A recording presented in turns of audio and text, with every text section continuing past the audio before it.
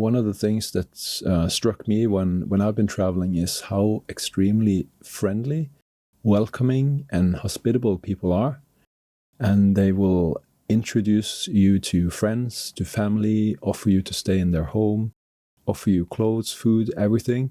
And even when they have very little to offer, they're still very open to share what little they got. Yeah.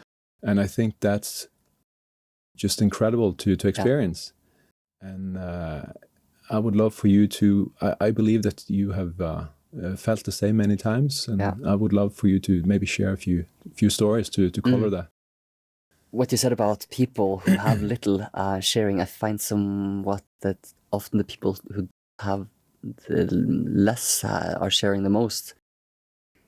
And especially if you go to places that are not as much visited, I find there's two types of places somehow. There's some places that have over tourism, and there's the other side of the spectrum where it's under tourism, basically, where hardly no one goes. And if you come there to places like that, perhaps haven't seen a traveler before, and you'll see that you'll be treated as a king, because they want to show you, they want to learn, they're so curious about you. Places that I've actually felt really, really welcome has been, for example, in Sudan, which was very, very surprising to me. I ended up spending almost a full month in the capital because of connections I made there, and also part because I had to wait for a visa, which never really came through. But I stayed with an English teacher. His name was Mohammed, and he wanted me to come and meet his class, to join in his lecture.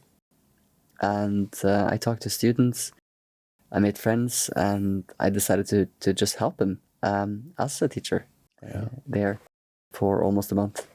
Oh, how nice. Just like I mentioned, just getting to know more people, hearing more stories. What is life like in Sudan? And being a teacher is a great opportunity for that. They just wanted to speak English. They wanted conversations. And how do you make conversations? You can ask them to tell stories. So I was telling stories, sharing about my journeys, which they were very interested in.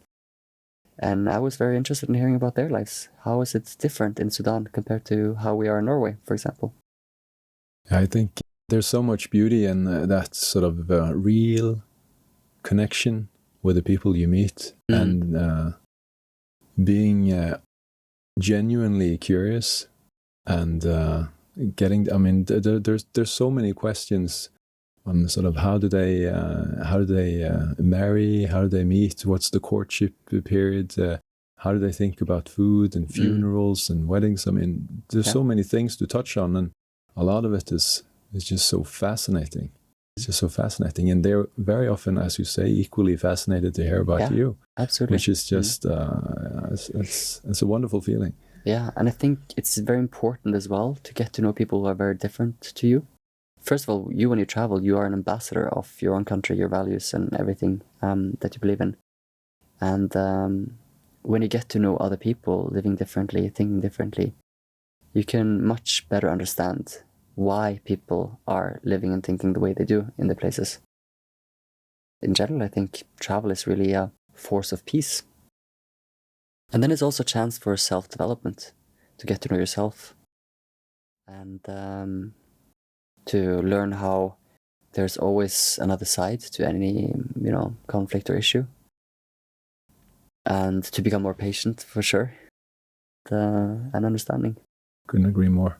You've written the book Go Discover, The World Might Be Different Than You Think, and you share a lot of your experience from your first 30 years of your life. And I think in the book you also talk about the importance of trust, and trust between people, and how this can sort of radically reshape our view of the world and ourselves.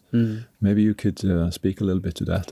Trust is something that can go both ways, and actually by trusting, you are taking a step forward, and you're inviting another person to take a step forward as well.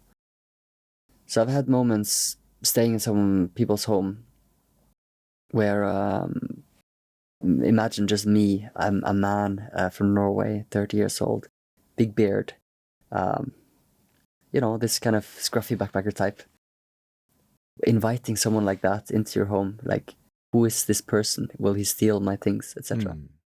So I think that me, by trusting that I'll be safe in their home, they will also need to do. So I had to, for example, in Syria, I had one moment where I stayed 1 week with a girl called Nora.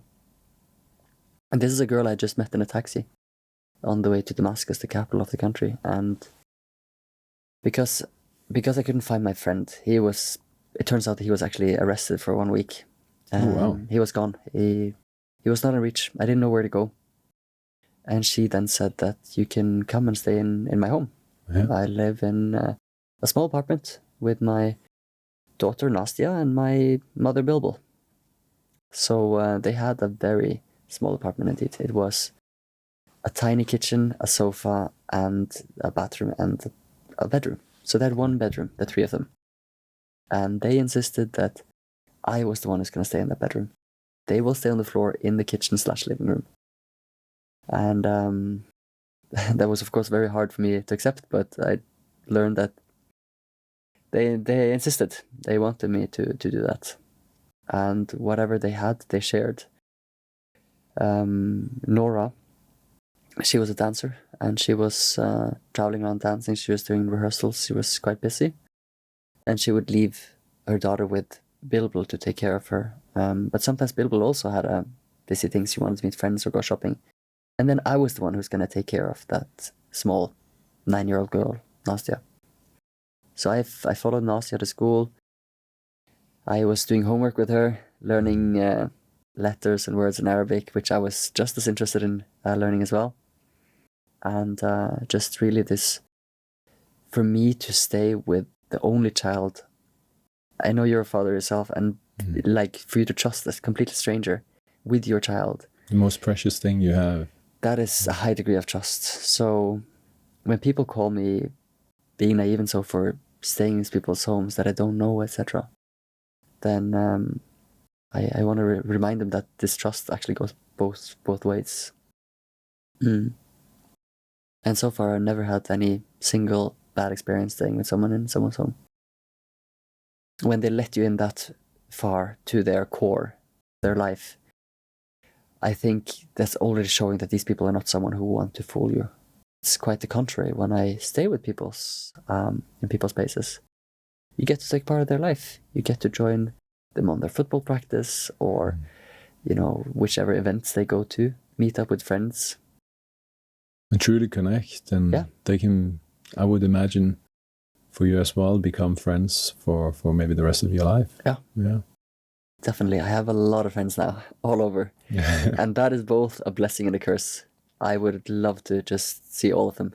But with the time I have in my life, that's very difficult to go in the same footsteps of the last 10 years of travel and seeing all of them. But we can luckily stay in touch online. That's a good thing with the digital age we live in. We can stay in touch more easily with the people we meet. If you appreciated that, then click here for more content like this. Go on, click it. And don't forget to subscribe. Be well.